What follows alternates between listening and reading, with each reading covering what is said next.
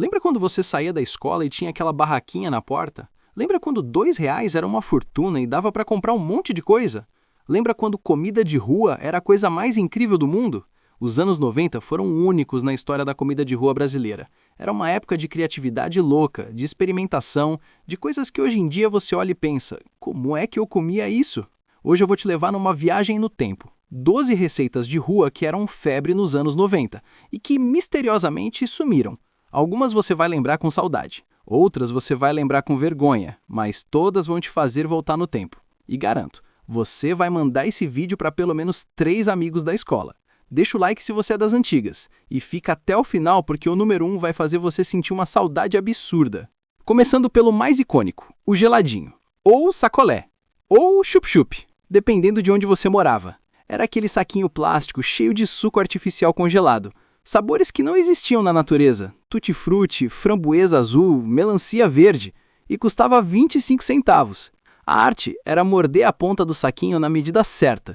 Morder muito, rasgava e vazava tudo. Morder pouco, não saía nada e você ficava chupando feito bobo. Depois vieram os picolés industrializados mais sofisticados e as mães descobrindo que aquilo era só corante e açúcar. Mas cara, que delícia era aquele corante e açúcar. O cachorro-quente de carrinho dos anos 90 não era esse de hoje. Era um pão francês cortado ao meio, uma salsicha vermelha bem duvidosa, mas deliciosa, vinagrete nadando em óleo, batata palhas ensopada de maionese, milho, ervilha, tudo meio morninho porque ficava horas naqueles potes de alumínio. Tinha um molho especial que ninguém sabia o que era. E o tio do carrinho perguntava, vai querer tudo? E você com seus 8 anos respondia, vai! Depois a vigilância sanitária ficou mais rígida, os carrinhos viraram trailers gourmet e aquele cachorro-quente raiz desapareceu. Todo o bairro tinha um espanhol vendendo churros e ninguém sabia se ele era espanhol de verdade. Mas o churros era perfeito, crocante por fora, macio por dentro, recheado de doce de leite, coberto de açúcar com canela. Custava R$ 1. Hoje virou coisa de shopping e perdeu alma. O pastel de barraquinha na porta da escola era diferente. Pequeno, quadradinho, frito na hora e sempre tinha a opção de ovo de codorna. Os sabores eram aleatórios. Pizza, presunto e queijo, carne moída que era mais farinha que carne e o misterioso misto. Vinha num guardanapo tão fino que ficava transparente de gordura. Custava 50 centavos ou R$ 1. Mas as barraquinhas foram saindo das escolas e o pastel virou gourmet demais.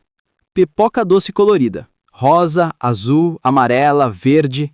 Vinha em saquinho de papel fino, cheia de açúcar caramelizado. Grudava nos dentes, mas a gente comia mesmo assim. O cheiro invadia a rua inteira. Depois veio a pipoca de micro-ondas e o pipoqueiro de carrinho virou raridade. Gelatina no copinho. Todo mundo comia.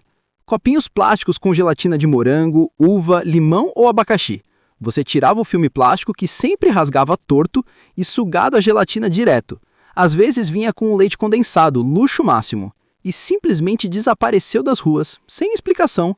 Sempre tinha a tia da cocada. Cocada branca, preta, mole, dura, vendida em saquinhos grudados uns nos outros. A preta era disputadíssima. Custava centavos. Mas as tias foram envelhecendo e a receita foi sumindo com elas. A versão industrializada não chega nem perto. Sonho e bolinho de chuva também faziam parte da saída da escola. Sonho frito, bem oleoso, recheado com creme ou doce de leite cheio de açúcar cristal. Bolinho de chuva com toque de canela e, às vezes, erva doce. Tudo vinha em saquinhos de papel pardo encharcados. Depois, as padarias lançaram versões mais limpas e as vendedoras sumiram. Maria Mole, aquela espuminha colorida em copinho ou no palito, doce demais, textura estranha, mas irresistível. Às vezes vinha coberta de chocolate. Depois, os marshmallows importados tomaram lugar e a Maria Mole caseira desapareceu. Quebra-queixo e pé de moleque de feira eram perigosos, literalmente. O quebra-queixo podia realmente quebrar seu queixo, um bloco duro de amendoim com rapadura. O pé de moleque era um pouco menos letal, mas ainda grudava nos dentes.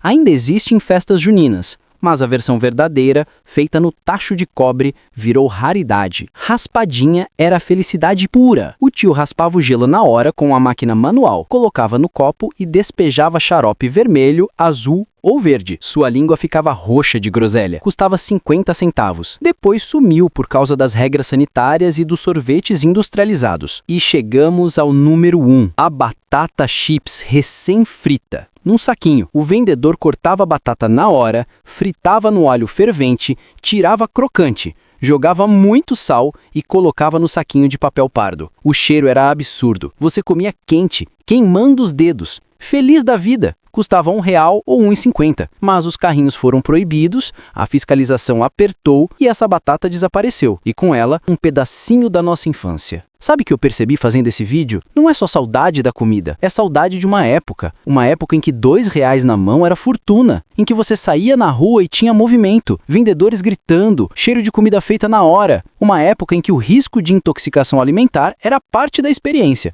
Brincadeira, mais ou menos. Os anos 90 tinham algo que perdemos. Simplicidade. Nada precisava ser gourmet, instagramável ou perfeito. Precisava ser gostoso, barato, feito com amor ou pelo menos com vontade de ganhar uns trocados. Este vídeo é uma homenagem aos vendedores de rua que alimentaram nossa infância. Aos 50 centavos que compravam felicidade. Às línguas roxas de groselha, aos dedos gordurosos de batata chips, aos dentes grudados de pé de moleque. Qual dessas você mais comia? Qual você sente mais saudade? Tem alguma comida de rua dos anos 90 que eu esqueci? Comenta aqui embaixo.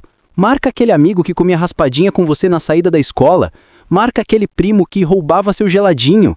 Marca todo mundo que é dos anos 90. Se inscreve no canal, ativa o sininho e compartilha esse vídeo. Porque nostalgia compartilhada é nostalgia multiplicada. E deixa o like se você concorda. Os anos 90 foram melhores. Um abraço e até a próxima viagem no tempo.